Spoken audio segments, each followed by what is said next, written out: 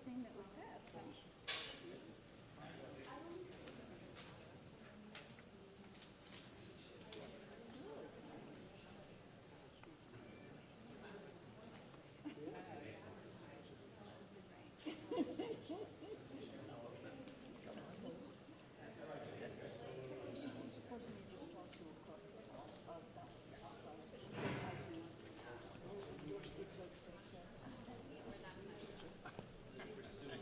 I could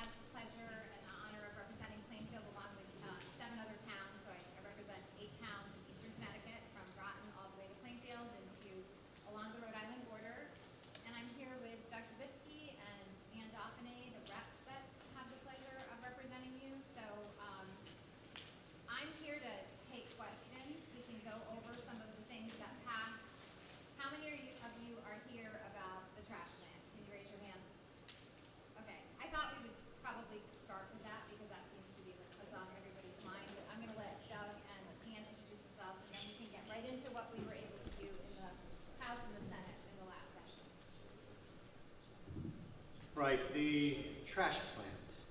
Well, you're going to introduce yourself. Oh, sorry. I thought you just introduced me. Oh, sorry. Doug Dubitsky. I represent Brooklyn, Canterbury, Chaplin, Norwich, Plainfield, Lisbon, Scotland, and Spray. Sorry? I'm on the Judiciary Committee, Planning and Development Committee, and the Environment Committee. Those three committees were all involved to some extent in most of the issues that we'll probably be talking about tonight. I'll let Ann introduce herself. I'm remiss. I didn't tell you what committees I'm on, if you're interested. I'm the ranking member of Appropriations, so I'm one of the 4 women that put the budget together.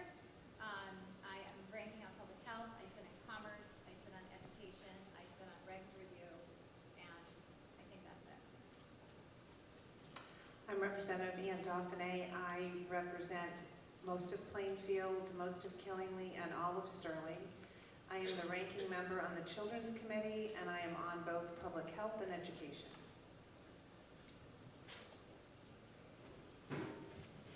So,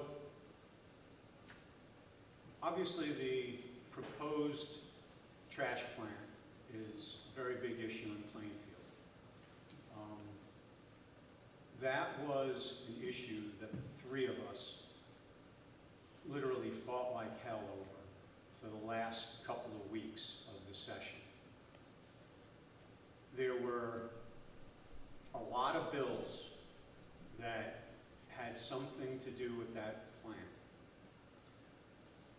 The 3 of us together fought, twisted arms, held people hostage, wrangled, deceived, did everything we possibly could in order to make sure that the people of this town get a voice in whether or not that plant is coming. There are, I would say there are probably 5 or 6 different bills that touched on that activity. We were trying to keep a lot of balls up in the air at the same time. Bouncing different bills between the House and the Senate. You know, you've seen some of the bills, the ones that say HB are House bills. They were started by Representative Dauphiné and myself. The ones that say S are Senate bills, which were started by Senator Summers. There were times when various issues were standalone. There were times when we attached language to other bills, bills that in some instances didn't have anything to do with the plant or Plainfield. We are all Republicans, and we're in the minority. In the House, we have 49 Republicans out of 152 legislators. In the Senate, there are 11 Republicans out of 36 senators. So we have to do things a little bit unconventionally in order to get things passed through both chambers. We've become pretty skilled at doing that, but it ain't always pretty. And it ain't always easy to explain either. So when the last days of the legislature are coming, and we've got a mission of making sure that the people of this town get an opportunity to vote, get a say in whether or not that plant is coming. There are a lot of things that we have to do in order to make sure that that legislation is going to get through both chambers, which are supermajority Democrat, and hopefully get signed by the governor. We'll take questions a little later. So, there are a lot of bills. We're not going to go into too much detail because I believe the governor is still out of the country. I think he's coming back shortly. So no bills have been signed yet. So we're not going to go into too much detail about individual bills and about individual procedures, individual votes, because right now things are still in play. All I can tell you is the three of us fought like hell to make sure that you were able to have a say in how this works out. And we are still very hopeful that that effort will be successful. But right now, it's still in the works. Can I add to that? Sure. Okay, so there is a bill that we were successful in getting out of the House and the Senate. As Doug has mentioned, it took a lot to be able to do that. It was the last day of session, and it passed both the House and the Senate, not easily, with us holding up bills saying, I'm going to talk on your bill, Governor, until the end of time, until you vote, we were able to vote on this bill. So it passed both the House and the Senate. We're just waiting for the governor to sign it. He's been in France for 2 weeks at the air show. And so if the bill is signed, it would allow for the town to have a referendum as to whether a plant could come here or not, because you are an environmental justice community. So that's where we are with that particular subject. As you know, the legislature does not get to decide where trash plants come. That's the siting council. Your first selectman, you as individuals can write letters to the siting council. We have all written a letter to the siting council, making your wishes be known. And that the best way to fight a plant is, first of all, to show up at the siting council meetings. They have public hearings on these issues. That's the way I've been able to help other communities stop certain things, whether it be a solar farm, etc. It takes grassroots effort to actually stop it. So we can keep you informed as the process goes along. But just to give you a little example of the irony that we have had to deal with, the DEEP commissioner, you have a PRE right now in town, which is one of your largest taxpayers. She was trying to close that facility, meanwhile looking at opening another one. So She being Katie Dykes, the commissioner of DEEP. So we had a meeting with her, and within SB4, we were able to get a purchase power agreement within that bill, which says the DEEP will have to go out to continue making PRE operate within your town. So we thought that there was some kind of irony in the fact that you have a Class 1 biomass facility here, one of your second, I believe it's your second largest taxpayer, that they're looking to phase out and add something else new, where we're saying, why don't we just continue with what we have? We know the emissions are low, we know that what the taxes are. So we did get that, and that was a huge accomplishment. We had to meet with everybody and their mother in the governor's office to make sure that was in the energy bill SB4. So that's something else that you can keep your eyes on. So they will be going out for an RFP for 38 megawatts of power, and the only person that can actually bid on that would be PRE. So I wanted you all to know that, because if we didn't fight for that, PRE would be coming offline and leaving as of 2028. So, and with it, your second largest taxpayer. So that's something that sort of fell under the radar that nobody was talking about. I wanted to make sure you all knew that. I'll just add to that, because I was part of the meetings with Senator Summers and the commissioner. She did a lot of wrangling with making an argument that we're going to take out one trash or incinerator company and then eliminate that and put in another one, and it didn't make any sense. So she really did a good job in that room. We were in there, I don't know, 2 or 3 times, I think we met at the very end. And Representative Dubitsky worked really hard on getting amendments, so no, you won't see any bill specific to the trash plant, but you'll see amendments, which is the way that we operate up there. So I think to Representative Dubitsky's point, there's a lot of artful things that we have to do to get things done up there. I know Senator Summers worked really hard and said that she was going to talk bills until the end of the night if we didn't get the bill called that we're hoping gets signed by the governor. We had a lot of opposition. There were lobbyists who did not want you to have a say in this. The majority party did not want you to have a say in this. So it was extremely difficult to get an amendment on there. There was a lot of opposition in Hartford. Now maybe not in town, but in Hartford. And unless you're up there and you're part of that process, you don't really necessarily know what's going on. The criteria had to be worked on because we just had a redistricting and the numbers had changed with regard to environmental limits. So that had to be worked on. So there was a lot of artful things done. I just wanted to add that in. But the 3 of us did work very, very hard. We understand how important it is to you, and because it's important to you, it's important to us as well.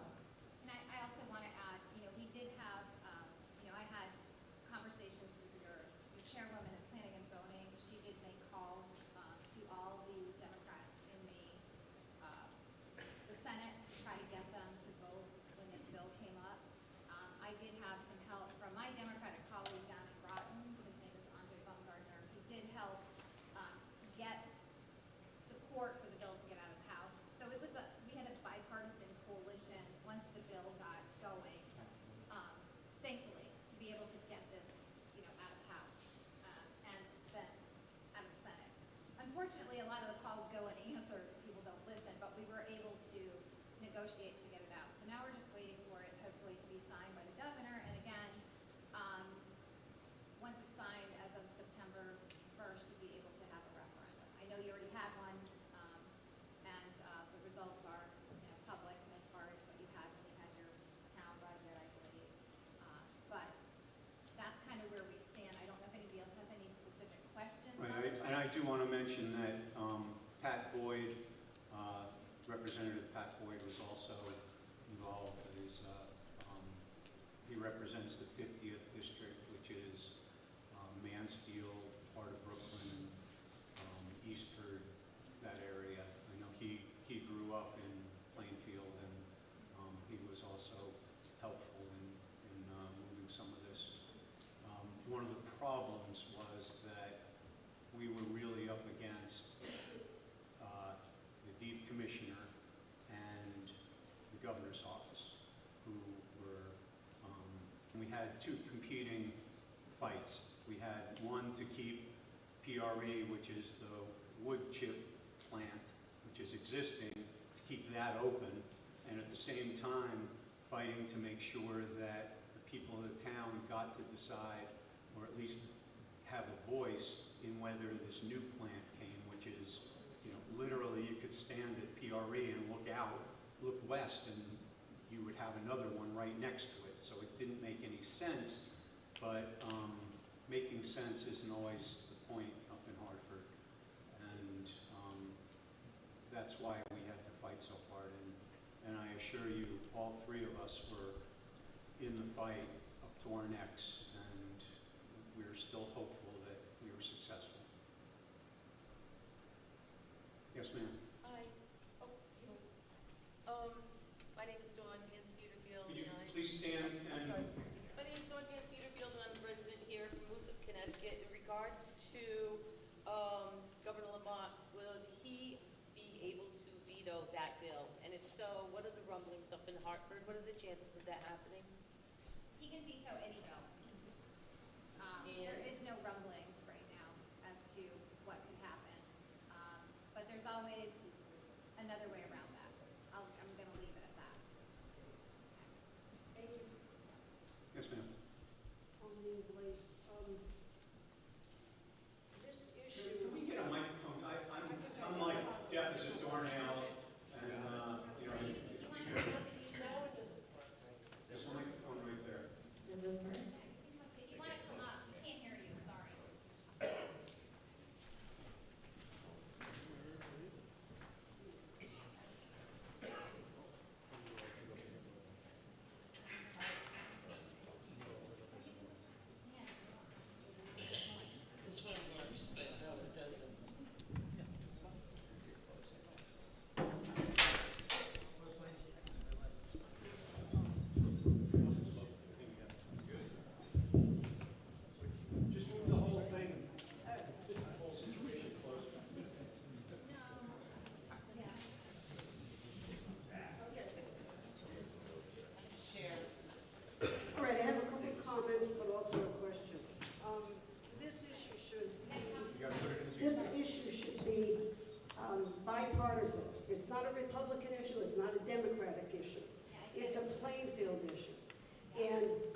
as our representatives, that's the way it should be dealt with, okay? Number one. Number two, I think, Senator Summers, you said something about how this all got started would be that our first selectman was involved in, no? Okay, because he claims no. I've asked the question. And the last thing that I'd like to say is when we had our first budget vote a short while ago, the question was put on the ballot. And did that information go forward anywhere beyond the town of Plainfield? Yes, we did see it. The problem is that was part of a budget vote, and it was just an advisory vote. I understand and that. there were very few people that actually voted. If we are able to get these bills or this bill signed, there will be a separate vote that will be by itself that will hopefully be well advertised and hopefully get a good turnout, so we'll get a good That's representative right, that people know. vote. So Yeah. that way the siting council can look at it and say, the people of Plainfield feel this. Okay. All right, thank you. Can I also say that one of the things within the language of the bill, it talks about that the siting council must take into consideration the vote of the people, and they must weigh it in their decision, because, just so everyone knows, people write to the siting council all the time, and there's no clear definitive answer whether they actually ever get those letters. So this bill says, if you have a referendum and it's overwhelmingly against or overwhelmingly for, that the siting council must weigh that in their decision. What I was saying before, for clarification, I did say this was a bipartisan effort, just so you know. And I also said that one of the things that you can do is, I've had other towns that have fought, let's say, a big solar farm. The first selectman or the boards will also write letters on behalf of the town. Individuals write letters saying, we don't want this. You could sign a petition and have 5,000 people sign it that you don't want that. That's really important to send to the siting council. It's also really important to, on a grassroots level, to show up when the siting council has public hearings on things. Those are all posted online so that people can understand when they are. That's how we have been able to stop things in other districts that I have. But it has taken the will of the people to do that. The only reason that we even have this opportunity in Plainfield is because you are an environmental justice community. If you were Stonington, you would not have this ability to have a referendum.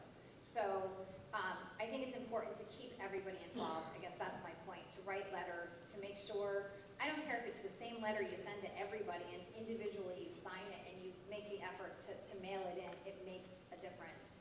So I just wanted to clarify that on the first selectman. Yeah, and I give the couple of Democrats that did help us, like Andre Baumgartner and Pat Boyd, I give them credit because they were fighting against their own party, essentially, against the executive branch was not favorable to our position. Right, and I'm just going to add to that a little bit, just so you know, and I don't want to belabor this because there's not really much more to talk about, but on the night that that bill was getting out, I actually had to flip off the CBIA. CBIA, Connecticut Business and Independent, what is it, Connecticut Business Industry Association, Business Everywhere, they were completely against this bill. The unions were completely against this bill. The governor's office, completely against this bill. I had, building trades calling me saying, we're going to kill jobs if this bill passes. So everybody was against this bill passing, but somehow we managed to get it out and to be able to try to give you a voice. It could be that the language is very sweeping. It doesn't just apply to Plainfield, it applies across the board. So at some point in time, after you guys get to vote, hopefully, we may have to come back and refine it, but everybody was against it. So it was a really heavy, heavy lift. I'm glad we got it out, but we're gonna need your support and your individual letters going forward, because the decision on where a trash plant goes does not lie here. It lies with the siting council, it lies with, and that was established particularly because towns don't want trash facilities in their backyard. And it's not just your town. Canterbury and all these other towns don't want it either. And so they don't want it. I just got a letter today from North Stonington saying, why is all the garbage coming from the western part of the state being dumped in eastern Connecticut? We understand that. I think we could get the entire eastern Connecticut delegation on our side, but we need to have the grassroots help to have this be successful going forward, just so you know. Okay.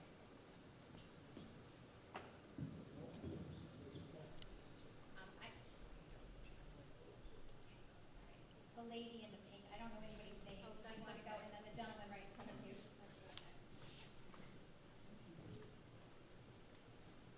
So not to play dumb, but my name is Jennifer Disterlis.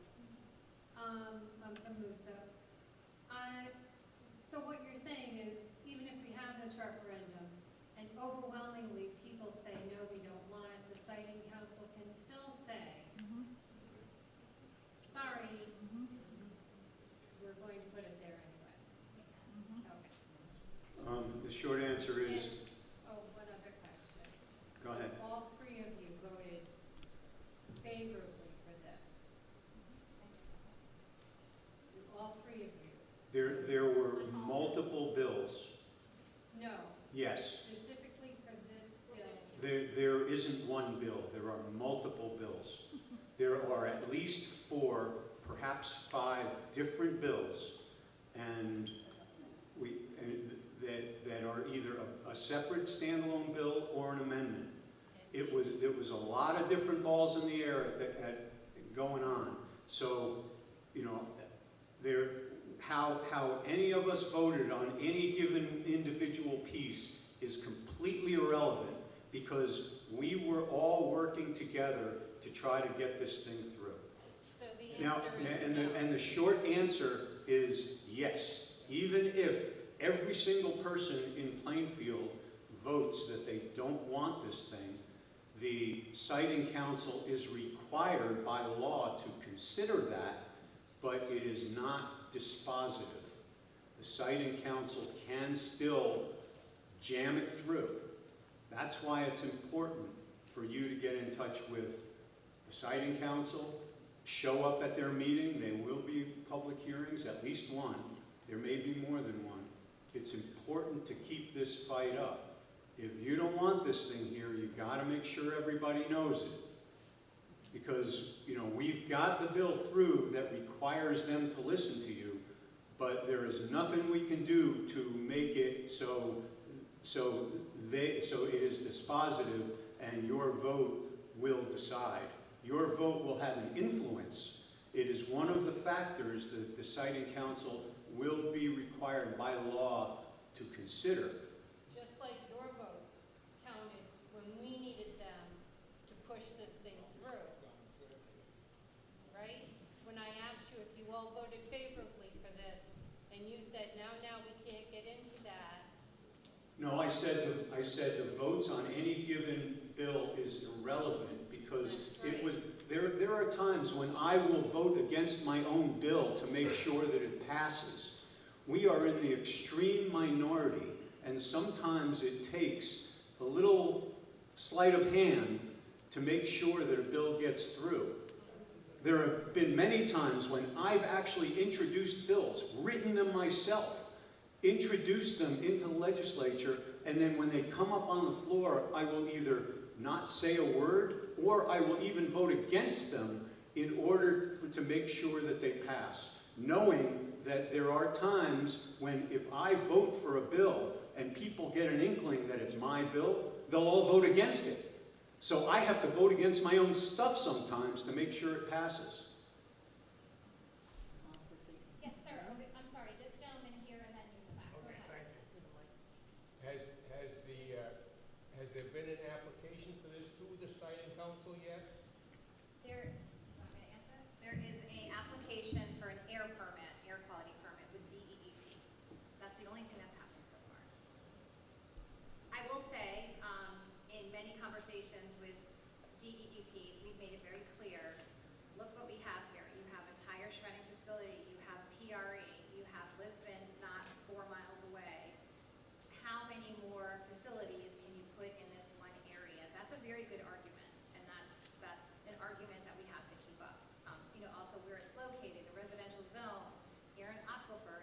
open space, all this stuff that adds to the argument. But again, that's why it's important to have you all stay involved. I think over here, the gentleman over My here. name's Henry Cristaldi. Could you I'm sorry, it's hard to Could hear. you please go to the microphone?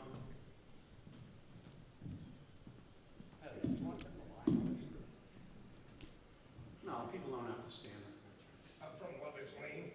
It's right in our backyard. I want to know how they're approved, and there's already been built two-acre ponds on that site. Now, you say DEP and the environmental, what, have they got their eyes closed? We've reported this, recorded this, taken pictures of this, and nobody's done anything about it. These two ponds are built for the chillers for this plant that's about to go in. We have an aquifer under our property that goes from Plainfield all the way down into Lisbon. Who's gonna do their homework? You're gonna wait till we all die from poison from these wells and shit? Somebody's gotta smarten up. Well, sir, I agree with you that somebody's got to smarten up. We're trying to smarten them up. That was the whole point of this fight. And I appreciate that. But we gotta try harder, and we need you people to fight with us. That's exactly what we're doing. Why don't you just drive down there? Take pictures. Go bring them to Hartford so you can show it. Or do you want me to drive down there, take the pictures and email them to you? You know, all right. Can I just say one thing? First of all, anybody can put in an application for anything with DEEP, but we are not I understand that. commissioner As of, soon as I need to have finish, this- excuse me? You can get as angry as you want as I'm us, not but we angry. are on I'm your upset. side, okay? So, once the application goes in, whatever the application is, we have already written to the DEEP commissioner, we have written to the siting council, we're on your side, and I can understand the frustration, and from what the people here have made it clear, you don't want the trash facility. I understand that, and we're gonna do everything we can to make sure it doesn't come here. But we need to have you all involved, because the accountability and the decision does not lie up here. We will do everything we can. I didn't know anything that, I don't know who put in this application for these ponds. That has not been brought to any of us. If we knew about that, we could have, Under the table. well, you know, That's what we can't stop stuff that's under the I table. understand So, that. The whole thing is, instead of sending emails out, why don't they publicize it and put signs up for the next meetings? A month and a half ago, this place had over 200 people there, because it was only done on the emails. You got a few people. I'll tell you why. Because we just got out of session. We just finished session, and we thought it was very important for us to get in front of you and try to answer your questions. So we rushed. Normally, we wouldn't do a town hall like this, especially on a big issue like this, until July. You know, I have 8 towns, and my other towns, they're starting to schedule now in July and beginning of August, because you want to give people an opportunity to get ready and to get their questions ready and to see what actually passes. Right now, nothing's been signed. We really don't have anything concrete to tell you other than we're trying and we're hoping that the governor's going to sign this stuff. We're getting in front of you early, so the notice wasn't as great as it would be otherwise. After things calm down a little bit and we know what's passed, we'll do another one. We'll notice it well in advance. We'll, give you all the notice you want, and then we'll come back and we'll answer your questions. Right now, we just wanted to get out and give you the information that we had. What limited information we do have, we're trying to give to you. can I ask you, sir, were you talking about us or were you talking about ONG? I'm sorry, I couldn't hear you. Were you talking about our notice or ONG's notice when they're having it? The notice for the meetings, For the ONG meetings, the public hearings? for the power plant that they Yes, would do. that's what I thought you were talking about. Yes. So, And you know I what? apologize if I sounded We abrupt. certainly can send a letter to them and ask them to better publicize it, but that's obviously done on purpose. Yes, of So, course. right, so the only thing that we can all do is like keep our eyes peeled, and when we notice that that is happening, we can try to spread the word, through our various methods, whether it's a phone tree on Facebook, email. So I I thought you were talking about that. I just wanted to clarify that. Sorry. I apologize for making it wrong.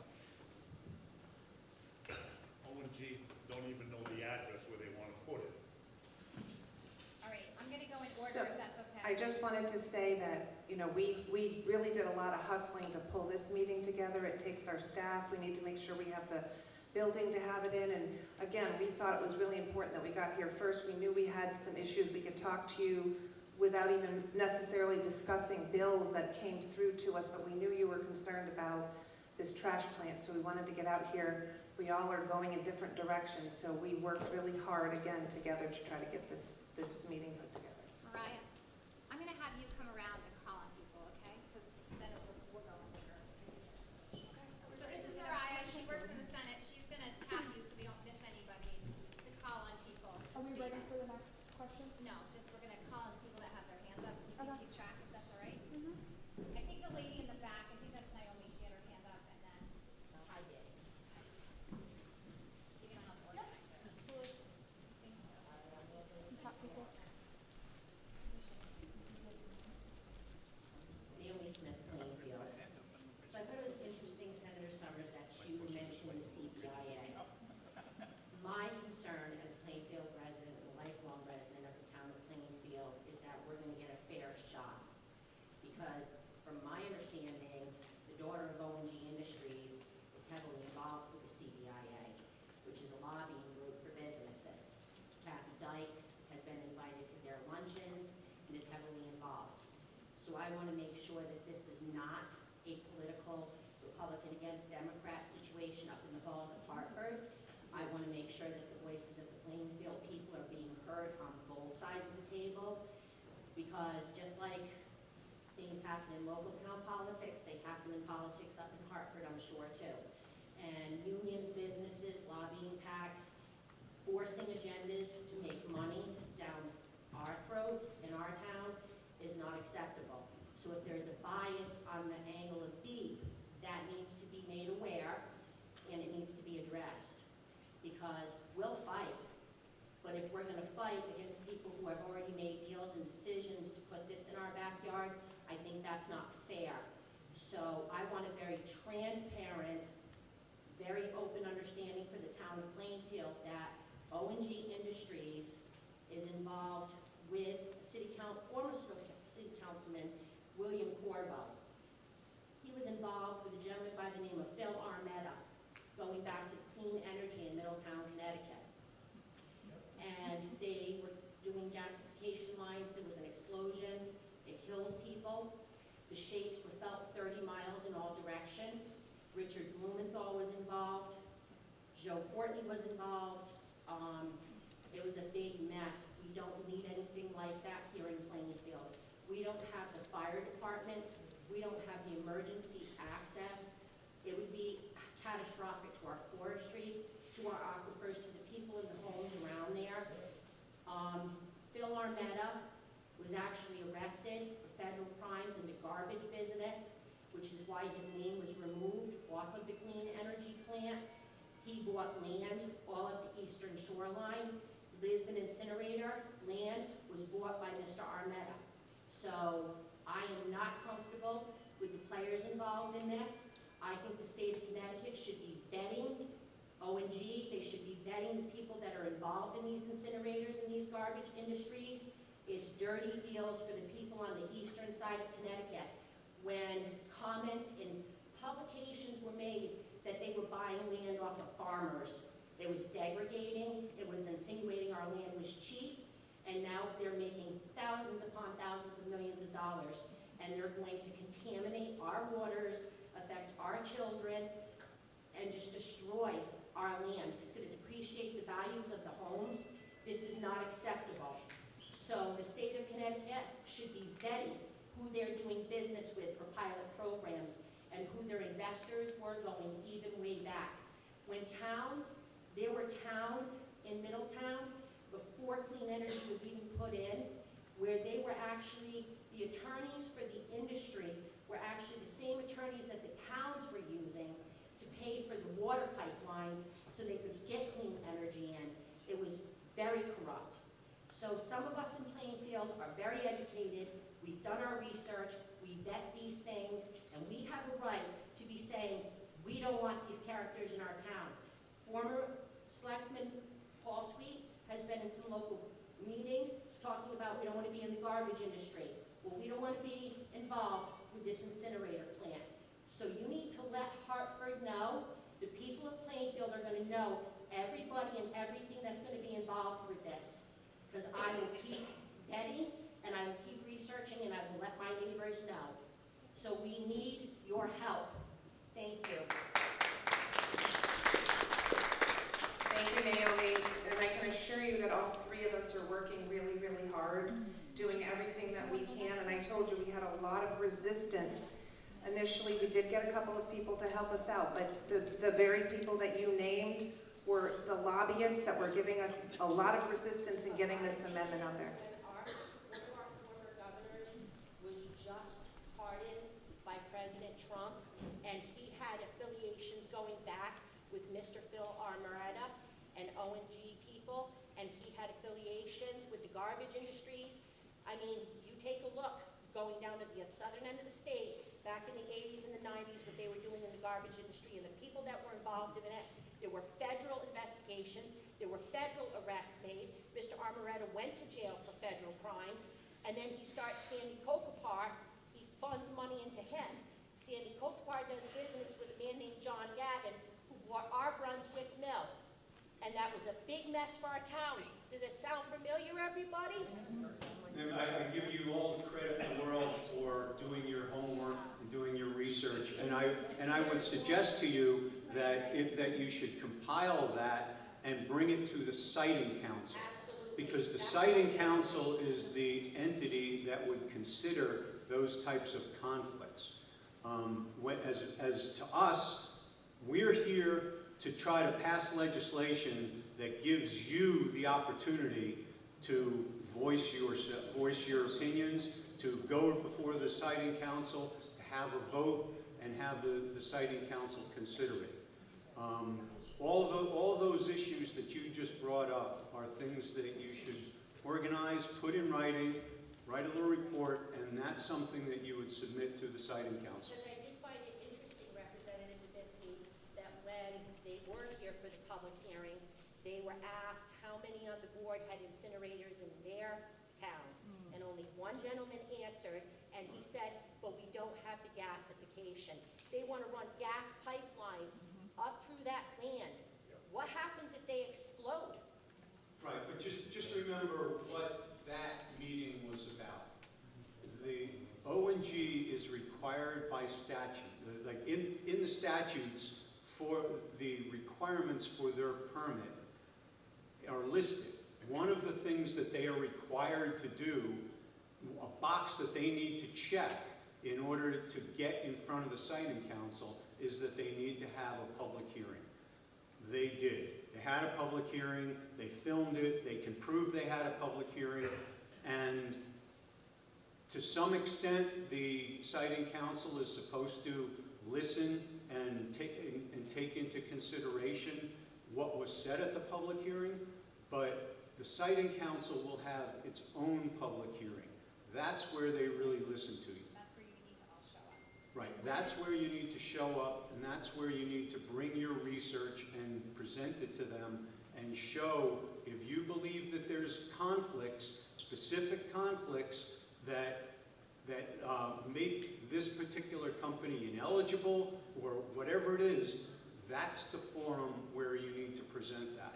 But the public hearing we just had, or they just had, we watched it, and we saw what people were saying, but we did not participate in that. That had nothing to do with us. That was a checkoff box that O&G had as part of their permit application. So the fact that they weren't really listening to you, you should not be surprised. Okay, I think over here, the lady, oh, okay. All right, you go, and then we have, I don't know anybody's name, and I feel bad. I'm Let me Sam. see. Sam, and then the lady behind you, and then the lady in the front. Go ahead, sorry. Good evening. Henry Bennett, Worcester, Connecticut.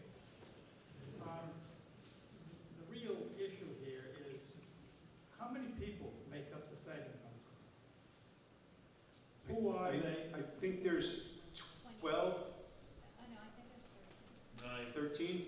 I don't know exactly. 9? 9. 9? I thought there were more than that. Well, the question is, no matter what happens, it's those 9 people who decide. I talked to Kevin Cunningham many times on this, and he was right about the number one thing is the Board of Selectmen had to come out against this, write their letter, and they did. Yeah. And we appreciate what you people have done. You also have stated your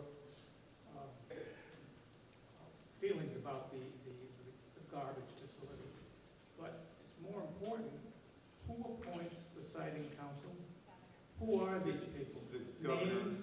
Okay, the governor appoints? these Yeah, people. it's all public information. Yeah, I know it's public information. Is it, and I asked for that, but nobody ever got back to me, but where are they? Pardon? It's right on the website. All right. You should be able to get that. Where are they from? Where do they live? Are they from western part of Connecticut? And that's very important. That's very important. Do they know this community? And and when would that meeting be? Approximately when would that meeting be? It has not been scheduled It yet. has not been scheduled. Currently, there is no actual application yet. So Okay. O&G is just going through the statute and checking the boxes of prerequisites before they submit an application. Because when they submit the application says, did you have a public hearing? Yes, what date? Submit proof. It has all the prerequisites on it. So there's no application, there's nothing before the siting council yet. But it's important for us to know that there are 9 people who are going to make the decision. We can write our letters, which we will do. So the selectmen have done what they were supposed to do, and it then comes down to 9 people. So that is extremely important. And he did say in my initial meeting with him that letter writing from the people is very important. Absolutely. And we should mobilize and do that. And attendance at the public hearing. And attendance also. That's critical. But it's not up to the governor, it's not up to the legislature, it's up to 9 people. Thank you. Yeah, unfortunately, that's our system where this body was created in order to put things in places that people don't want it. They were originally created to put up, to site telecommunications towers. Because there was, back when cell phones were new, there was cell phones going up and everybody was complaining about them. So they created the siting council to say, all right, you get to decide. It's taken out of the hands of the local zoning. It's not really fair. I agree. Thank you. Cell towers don't All right, hold on, we gotta go in order here. You were next, then the lady behind you, then the lady in the front here. Go ahead. And then you can go after her. How's that? Do you want to go first? Nope, should I just get somebody else over there? Hi, I'm Sam Darenthal. Just so everyone is aware, I did run against Van Daphne last year, so I just wanted to get that out of the way to make sure that everyone understands that I'm not coming from that angle. And I am coming from a place of just growing to understand how this all works. First of all, I would like to say thank you for all of the work that you've done behind the scenes and in front of and in public. Senator Saunders, you have said over and over again, this is a bipartisan, this is not a Republican versus Democrat, and then I hear the exact opposite message from Mr. Dubitsky, or Representative Dubitsky. No, you didn't. I'm sorry? No, you didn't hear the exact opposite from me. I absolutely 1000% I gave did. credit to No, you said, Representative your- Boyd. Your majority party didn't want you to have a voice, is what you said. So I think that this... I didn't say that. I wrote it down as you said it, so, and there's a recording, so I'm sure we could play back the tape later. I want to say that making people afraid or putting parties against parties is not going to work. I'm a person who likes to speak in data, and so you say, Mr. Dubitsky, that this isn't just one bill, or this is amendments and things like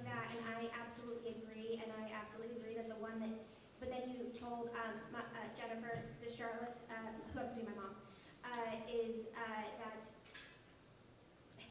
we got a bill passed that's going to do that, or we got a bill passed and like he might veto it or what have you, but then you kept saying, yeah, we pushed through a bill, well, there's another bill pushed through. So on June 2nd, there was a bill pushed through that was just for this, and there was a lot of opposition. I did read the public comments on that, mainly because it was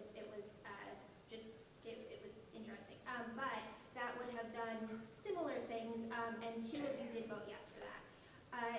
The next one is, I believe, the bill that you're talking about, since we're not talking about specific bills, on 6-4 that you have stated, especially Senator Summers, pushed through, or it was a bipartisan effort, but the majority party didn't want us to have a voice. But that got passed, and all 3 of you did vote yes. I do want to mention that much like yourselves, when people go to vote, no matter what party you are weighing what is good for your town, what is good for your party, and what is good for the state. And for those who don't understand why a lot of Democrats voted against this, much like the pieces of this is that it would take away jobs. So they are thinking about their towns, and I get the balance. It's hard. The balance that you all do every day in the decisions that you make, whether you're going to vote for or against something, are really hard. So I do want to say that the us versus them doesn't work at a local level. It doesn't work at a state level. And to be clear, as you were saying, we need to jump through hoops or do things a little differently because we are a minority party. I just have some data here for all 3 of you, but so this session, Senator Summers, you co-sponsored or introduced 183 bills. Representative Kibitzi, you did 97, and Representative Daphne did 306. So if we look at pass rates for that, Senator, you had 32% passed. Mr. Dubitsky, you had 1% passed.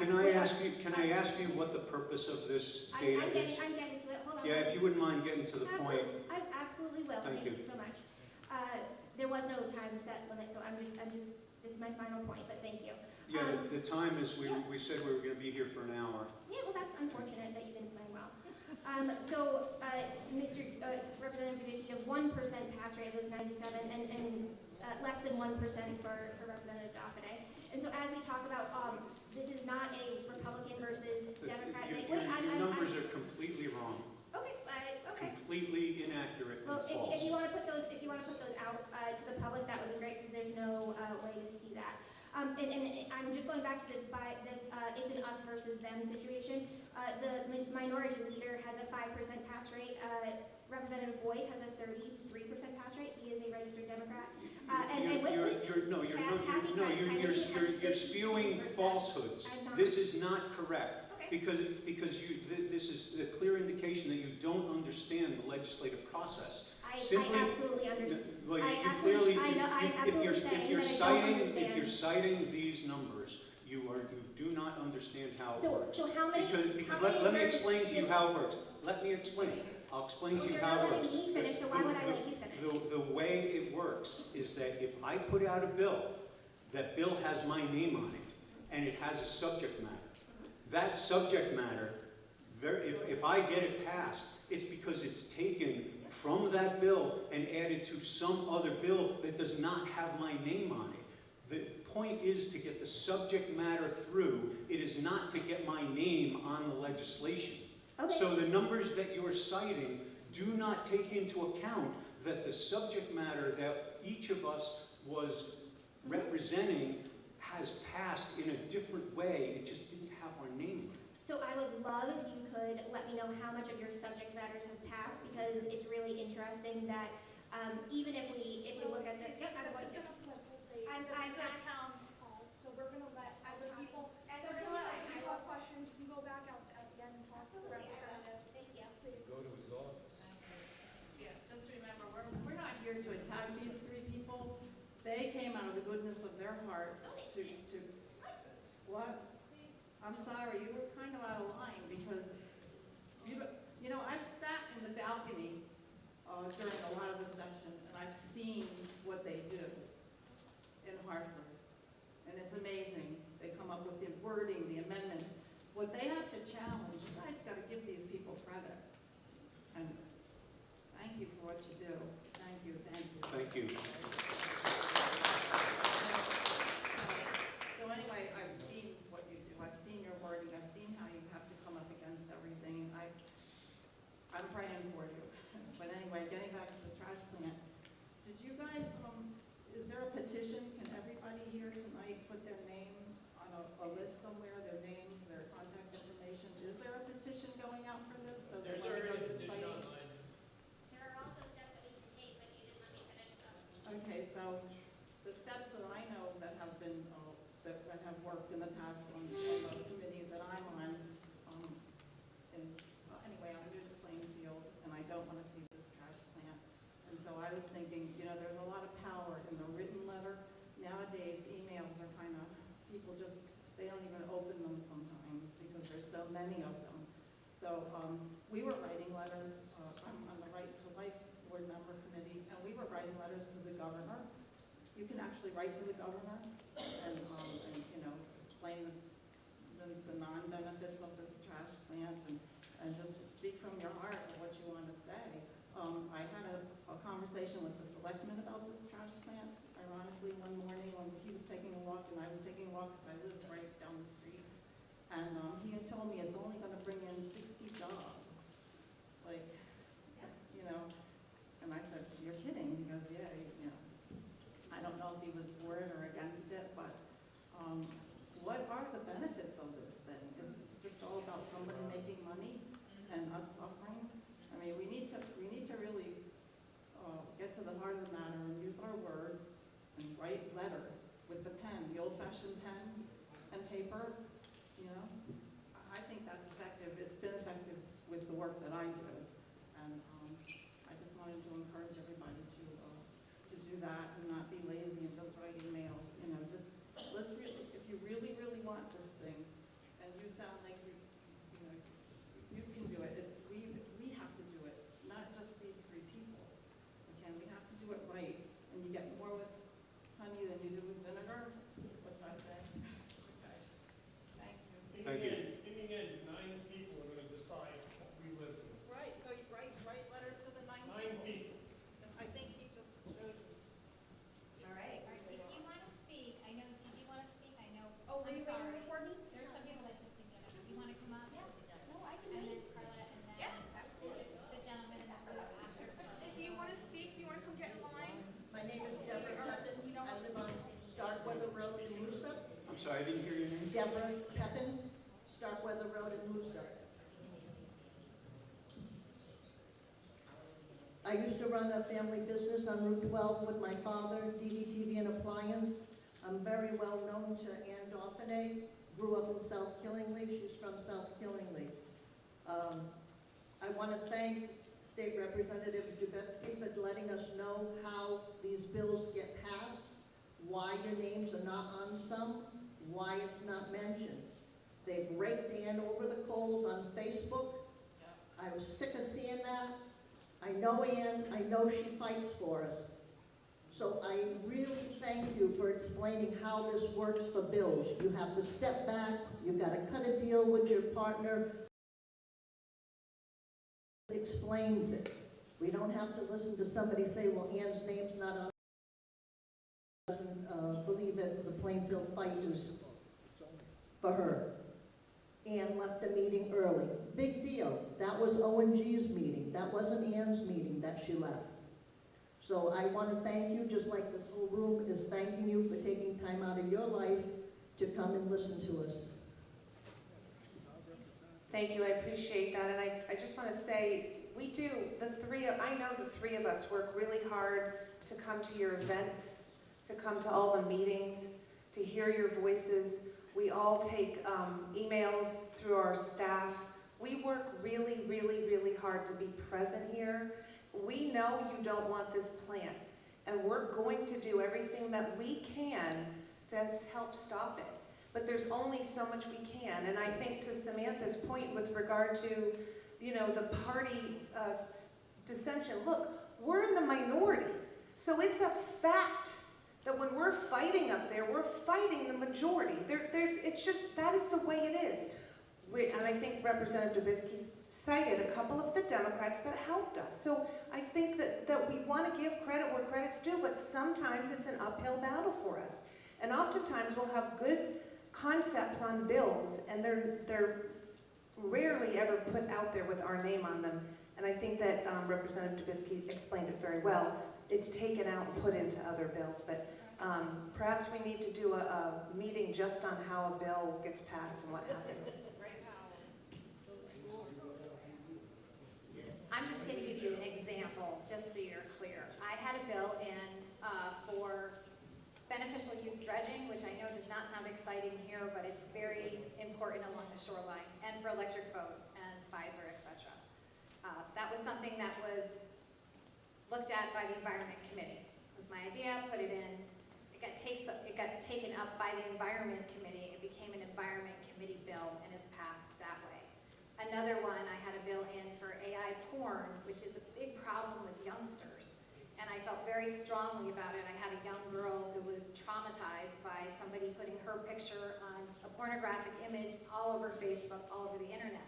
That was picked up by the Judiciary Committee, and they put it in their big judiciary bill. So that's how bills are taken and put into other bills, just so everyone's clear. I thought I would give you two solid examples of what that's like. And there are some committees that don't ever pass any individual legislator's bills.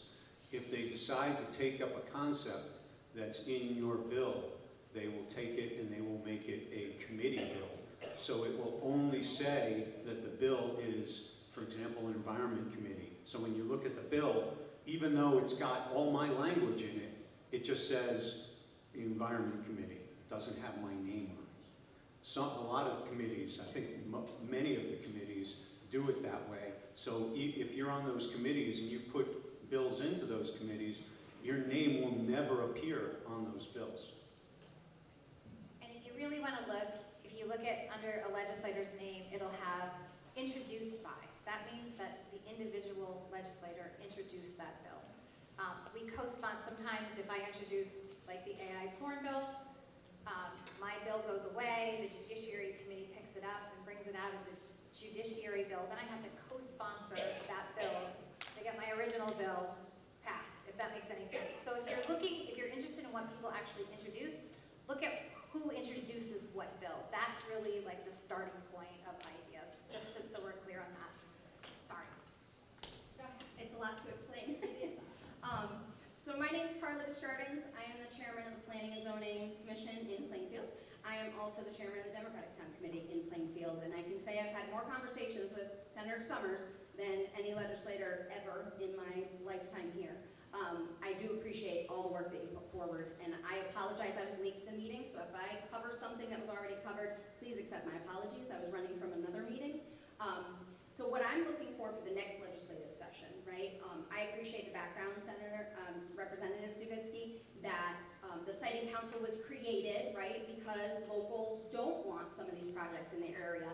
And I think essentially what happened is we went too far the other way, right? So how do we bring that back into balance? Now, being on the Planning and Zoning Commission for 20 years, that's my area, right? And at previous meetings, I spoke about how my biggest issue with this project is that they're plunking a pretty intense industrial use in the middle of a residential zone.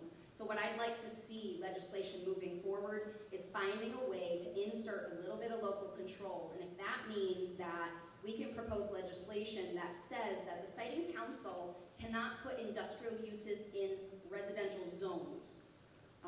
So then that way the company would have to come to the town first and get that area rezoned industrial before they can propose an industrial use. So that way it still creates a process where local has some control, but if it's zoned industrial, then the Siting Council can put it there because it's zoned for purpose. So that's one of the things that I would like to see. Just legislatively speaking, I think that would be helpful to bring back the balance because it's gone too far the other way. If you wouldn't mind, I'll address that. Yeah. Unfortunately, the legislature is going the exact opposite direction, trying to take away local control over zoning. Yeah. The recent housing slash affordable housing slash zoning bill. HB 5002. Yeah, 5002 is a prime example of legislature taking those decisions away from the municipalities.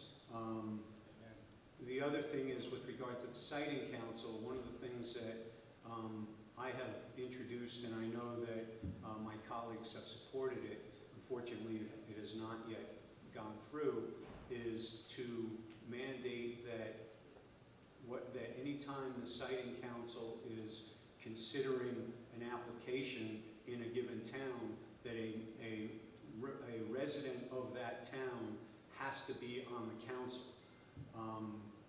I believe that actually passed the House, and the governor said he was going to veto it, so it never got a vote in the Senate. That's my recollection of it. We will keep trying to get local representation on the siting council and to get local control, but as I said, it really is going the other direction up there right now. Sure, and I have seen that pattern, and being on zoning, it's alarming to me, so I'll be fighting those things as well. Just one note to the people in the audience and the people watching online, you have family, friends, and neighbors in towns that are not represented by our senators and our representatives. So what I would suggest is you contact your family, friends, and neighbors in every town across Connecticut, and you have them write their state representatives and their state senators, because they need to know that this bill may be presented by the Plainfield representatives and the Plainfield senator, but it could impact their town as well. So when we can get allies in the State House and in the State Senate, that's where we can really make change. So even though a trend may be happening across the state of Connecticut, we have the people power, we just don't exercise it nearly enough. So I would just encourage all of you, contact your family, friends, and neighbors that live outside of our districts so that they can contact their senators, especially if you have people in Canterbury, they're represented by a different senator. We need that senator on board. Scotland has a different senator. We need that senator on board. So all the surrounding towns have different representatives and senators, so we need to get them on board. And then lastly, I will just say, if you need a no trash plant sign, I have some in my trunk. See me after the meeting. Thanks, everybody.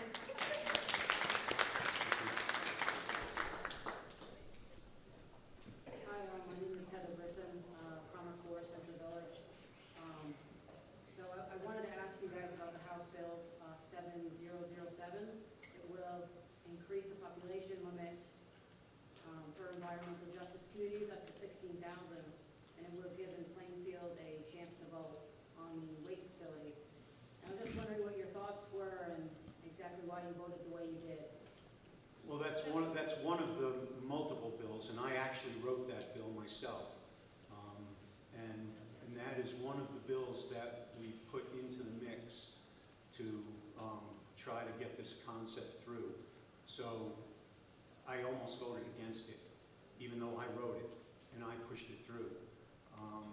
Because the way the vote was going, it looked like it was probably better if I voted against it. Thankfully, it made it through with enough no votes. I can't believe that Senator Summers was able to get it through, get a vote in the Senate. I didn't think it was going to get a vote in the Senate. But that bill is only one of a number of bills that has that same concept. So again, it was a lot of balls in the air at the same time. Any given bill is really irrelevant because the ultimate goal is to get the concept signed into law. And I know it's hard to visualize the sausage being made up there, but I can assure you that all of these bills in various stages of development and being signed and being voted on. If you look at any given bill at any given moment, you may get the impression that we weren't pushing very hard, because there were some of the bills that were sort of,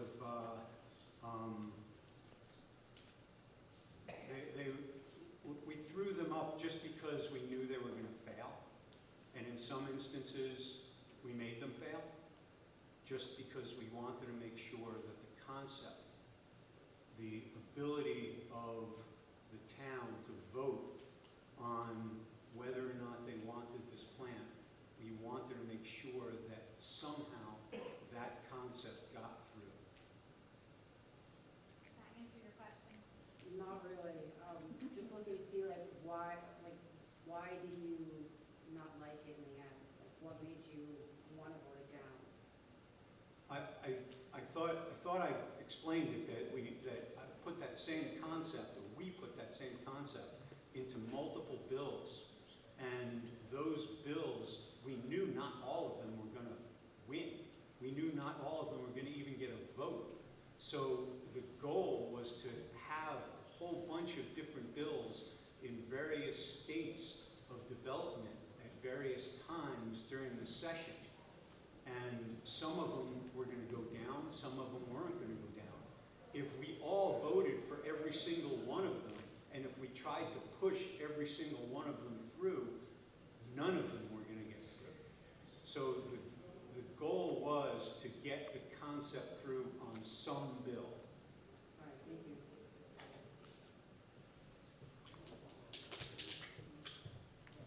Hi, Heather Ratlin. I'm on Jackson Road.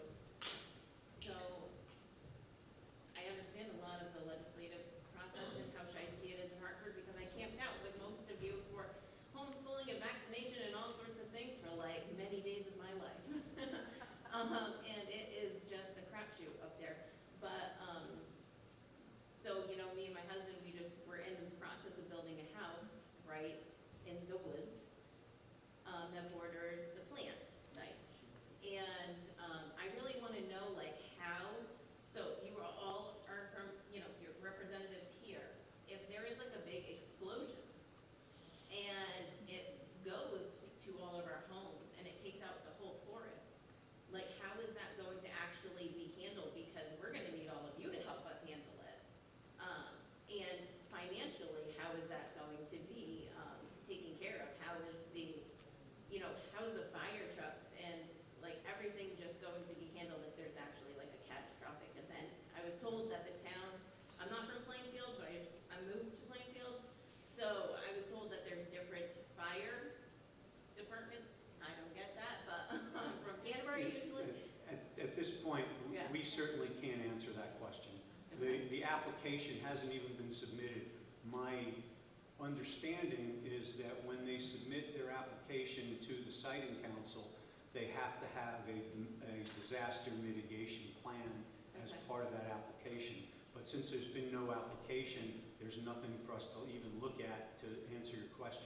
I was wondering if you could get that information, possibly how other places do it, because, like, do we have the resources if there was a I plan think the created? best thing is, Yeah. again, for you to show up at the siting council public hearing and ask those questions. They would have to have a safety plan, a disaster plan. Right. And they would have to, you know, look at all these unforeseen things that may happen or may not happen, how they can respond, can the town handle it? All those things would be part of their submission and application, and that question should be asked at the siting council when they have their public hearing. Do you know how much time the siting council usually gives to people to know? Like, are they gonna post it today and then? There's no application. What I we know, can I do- know the timeline of everything, but do any of you know in the past with other places how It depends on fast the it'll do project. that? It depends on the project. A solar farm is going to be much less complicated than Okay. a trash to energy facility. Thank you. I'm sorry, I wish we had more information. Yeah, Heather, and you know, another thought I had was, you talked about it impacting other towns, and that's a really good point. And you might want to think about getting together a letter that could go to the surrounding town first selectmen. Say, if this plant comes in, this, and this, these are potential hazards to your town as well, to kind of get them activated, right? We have several towns around here, and it might be something you want to consider, bringing it to their attention and getting them kind of involved as well. Yeah, Thanks for I mean, coming. You know, because My son, he's not mobile, like, he's mobile, he's not in a wheelchair, but he has autism, and he's not leaving. If there was an evacuation or something, well, we're going in flames, our whole family, because you can't move him, you know? So in our case, it's much different than most of the population in town because of his significant needs. And that's why I'm gonna continue to be at every single meeting, like I've camped out in Hartford, you know? Right. Well, I know that each of those facilities has to have some type of disaster mitigation plan. I live in Chaplin. In Chaplin, there's the Algonquin gas line, and there's a big pumping station at the top of Tower Hill. If that were ever to blow up, it would literally blow the whole top of the mountain off. Right. And there is a plan as to what would happen if that takes place. There, you know, who gets called, you know, what the state is supposed to do, what the different towns are supposed to do. You know, it's right on the border of Mansfield, so Mansfield is involved in that plan. But that really is something that would take place down the road.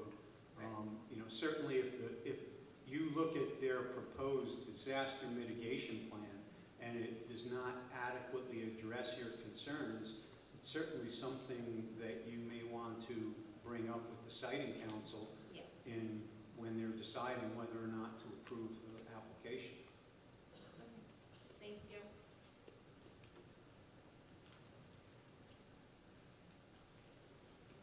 Good evening. My name is Jim Carrigan. Some of you might know me as Jim in Lisbon. No, not many leave fancy. I want to speak about, I have a question for you, but I want to speak about, I want to compliment these people. Everything they've been talking about tonight pretty much is Plan B. Their Plan A is to stop that bill from going forward. If they do that, you don't have to go through all that work. But they're preparing for the worst, and I thank you for doing that. Now, I want to comment. If you want to be notified, I would suggest that, and I guess I don't have any vested interest in this, but 94.9 FM is WJJF down in Ledger. These three people have been guests on that radio show.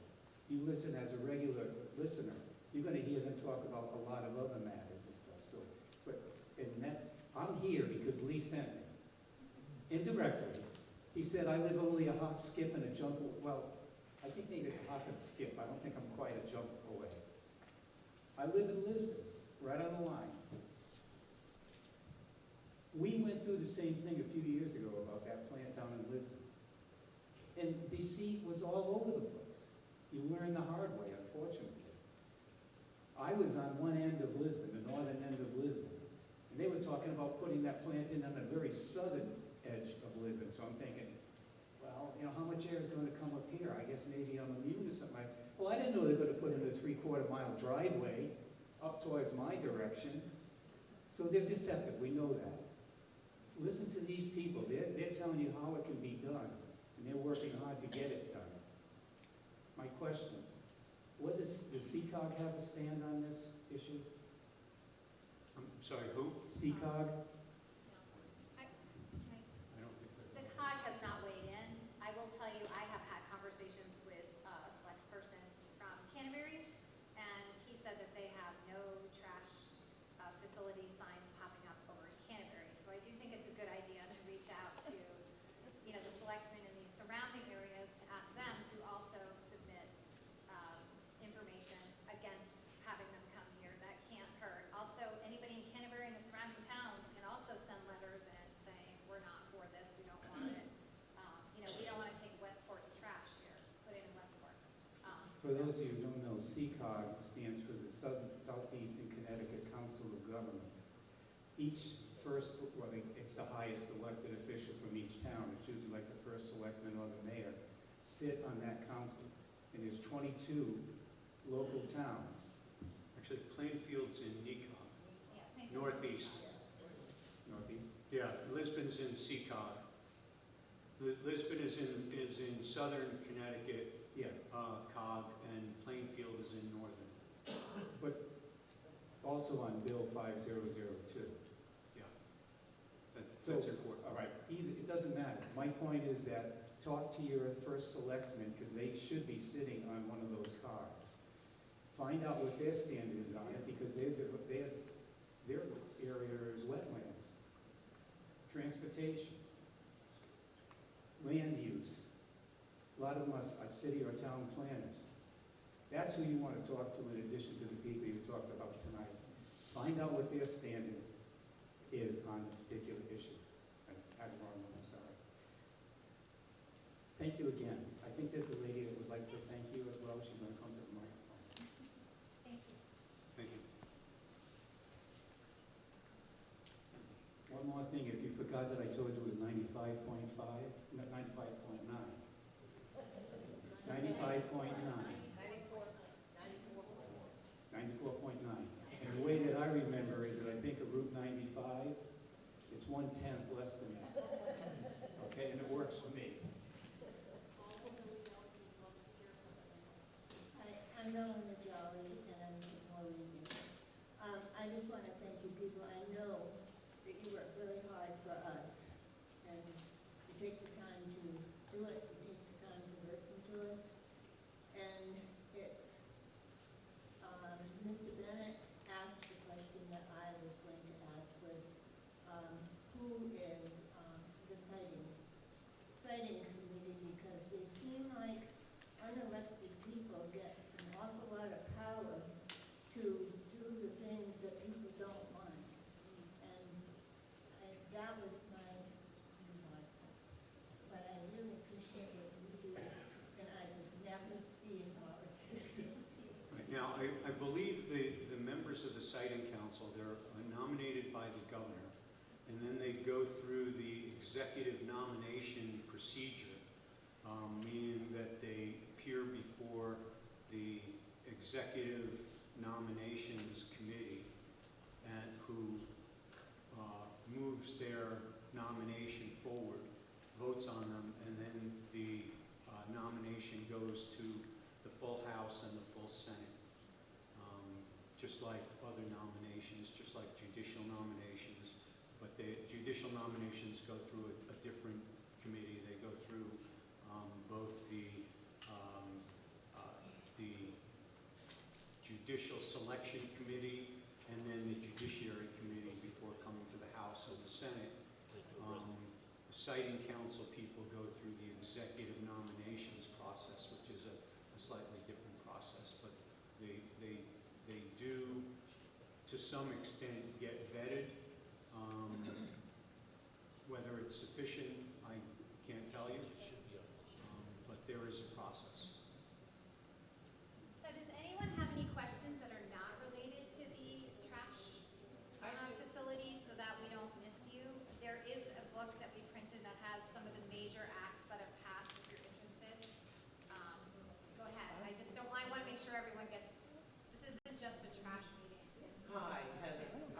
June Gagnon, Central Village. I do have a question about the windmills. Not windmills. Yeah, on Long Island. Are they still sitting on the dock in London? Or did they go? Well, there's wind farm leases off the coast of Long Island that have been canceled by the president. And Okay, then that's what I was wondering. other lease areas that are still being worked on. Okay, all right. Because I had seen them from the other side, and they were laying on the dock, and I just pleased to I think see the ones that. you're seeing on the Port Authority are going to a facility, it's part of Revolution Wind, that is still being built. Oh, okay, that seemed to have stopped for a while. But there's no new wind farms right now. Right. It's kind of at a stall because of what's happening in Washington, and Connecticut has not gone out for any additional wind farm procurement. It's been a while. Okay, and real quick, if you do go to the Connecticut Siting Council, there's actually 9 members under Energy and Telecommunications membership, and there's 13 under hazardous waste. So you may want to check that. I'm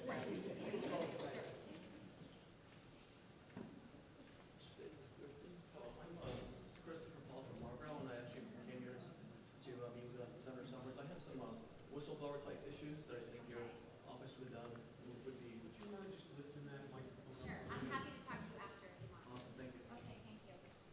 Does anybody else have any questions that are not trash related? I voted, I think it was like 2 months ago. I'm sorry, I can't hear you. Could you come up to the microphone? Are you able to? I'll ask mine too. Street takeovers. Yes, I voted. This bill. Okay, this is to the bikers and stuff that take over. Okay. So it's okay to put an ordinance, but is there going to be any help for the police officers? Is there going to be any grants to help them catch these people? No, Okay, so it's just an overall ordinance, right? it allows you to be able to do that. Okay. And then the other question was on the veterans exemptions. Yes. Before, it was just for the dwelling itself. Is this saying that it's going to be the dwelling and 2 acres, up to 2 acres? Yes, Okay, thank you. but it's passive, so the town can decide if you want to offer it or not. It's not a shall, it's a may. So you can decide amongst your body if you want to offer that exemption or not. Okay, I was just asking you, when it started, it was just the dwelling. When it started, it was supposed to be the house and the land, but the language said dwelling, so the assessors interpreted that as just the house. Okay, so now it's the 2 acres. Yes.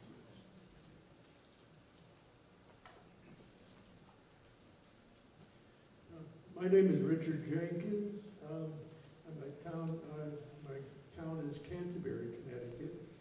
And what happens here in Plainfield also happens there. I have no political affiliation. I'm an independent, so I have my own platform. So this is, to me, this is important what happens here.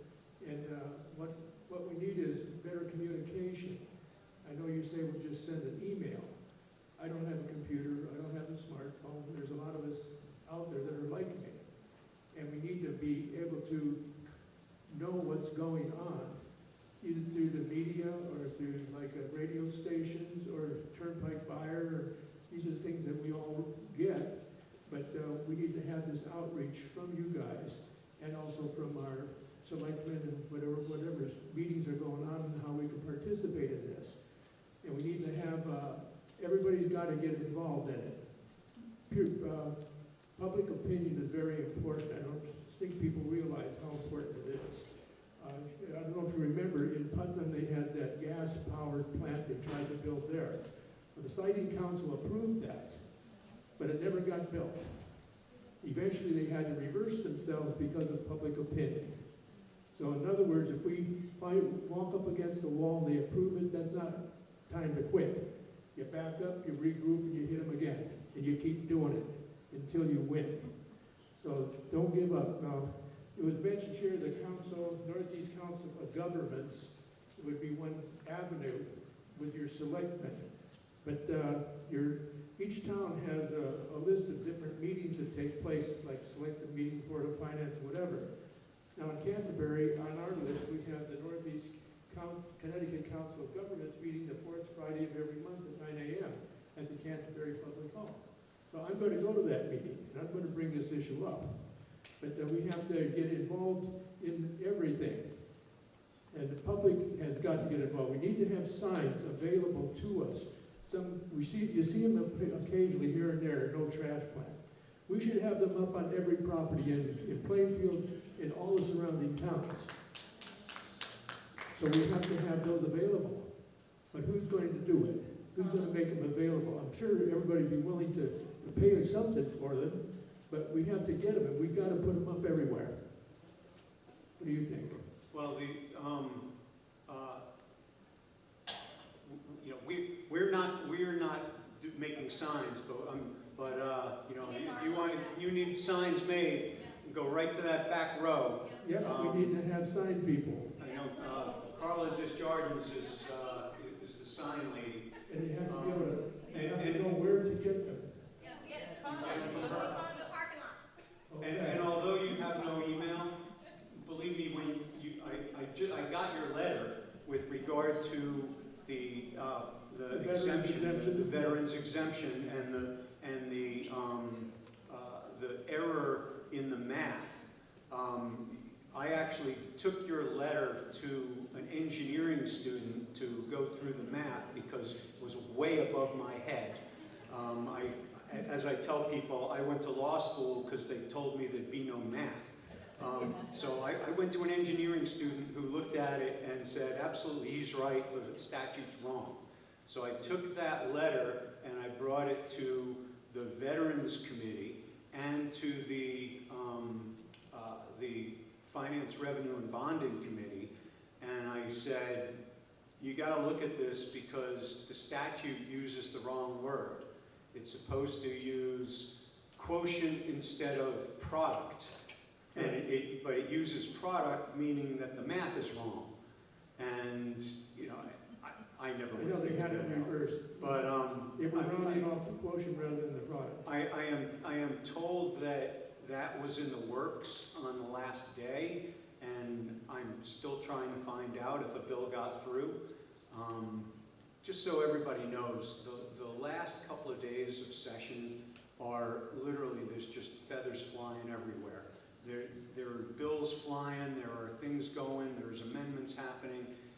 It literally takes a couple of weeks, not only for us to figure out what passed, but for the staff who do this for a living to figure out what passed, and for the governor's office to figure out what passed and what the governor's going to sign or not. So I think a bill with your language, your proposed change, got into finance, revenue, and bonding, but I don't know yet. We'll see what happens. I'll find out. Thank you. Thank you very much.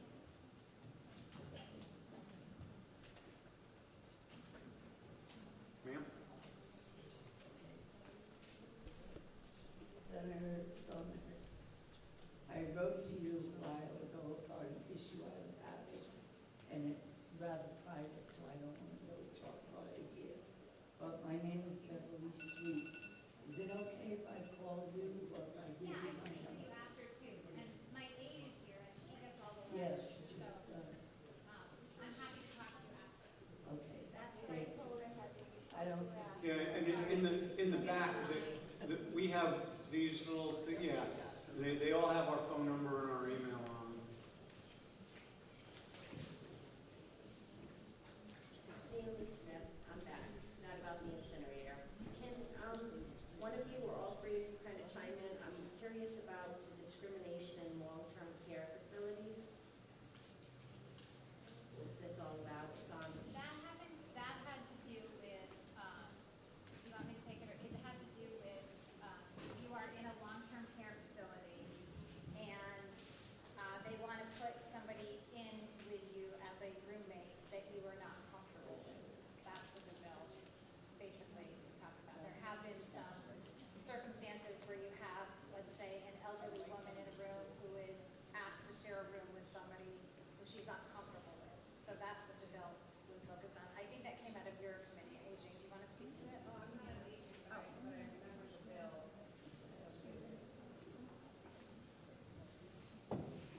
Quite honestly, it was very specific to sex, the sex of the individual. So for an individual who was a biological male but identified as a female and wanted to go into a room with another female, the argument was to allow the person that had the room, the female, to be able to decline that kind of roommate if she so chose. So that was what that bill was. Does that clarify? Was that how you understood it too, Heather? Yeah. So There also has to be a posting now at the long-term care facility that says you don't discriminate on race, color, religious, sex, gender identity, expression. But if someone was in a room and felt uncomfortable, they would have their voice heard. the argument was really to make sure that the individual in the room had a say. And initially the bill came out and the person was not going to be able to oppose that, a particular individual. So that was kind of what the debate was about. So now we're happy with the bill. The person in the room does get to say if they don't want that person in the room, and they'll have to accommodate them in another room, and that was really what that bill was about. Okay, just because of working in a facility, it was always my understanding that it is supposed to, non-discrimination, discrimination practices are supposed to be posted, and that's normally something the ombudsman's office usually do, so I was like, what's this? Yeah, that's what it was about. Just look at it. Okay, thank you. Anyone else? Anyone else? Yes, ma'am. Could you talk about the big parcel of land that was bought by DEEP in South Killingly? I know here in Plainfield, we go to Hopeville, and we go to Patchogue, and we go to Ross's Cliffs, and, what's gonna happen with that piece of land? That's the big magical question. We really don't know at this point. In fact, there was a meeting last night with regard to zoning and rural areas, and that came up, and we really don't know what that intent was. People are concerned that it may be used to be developed, but that was the whole concern about, I don't know if you followed that meeting or not last night, but it was about, this is really where the bill, anybody's been following 5002, the push from Hartford is to get affordable housing in every town. And the edict that they're putting out makes it extremely difficult for towns like us. Our provisions aren't the same as Bridgeport and Hartford and some of the bigger cities. So a lot of times things that come from Hartford are one size fits all. And they don't fit us here. And I know the three of us are always saying that. No, it's not the same here. So to that parcel of land, we were concerned about that. We don't know. That's the short answer, I guess.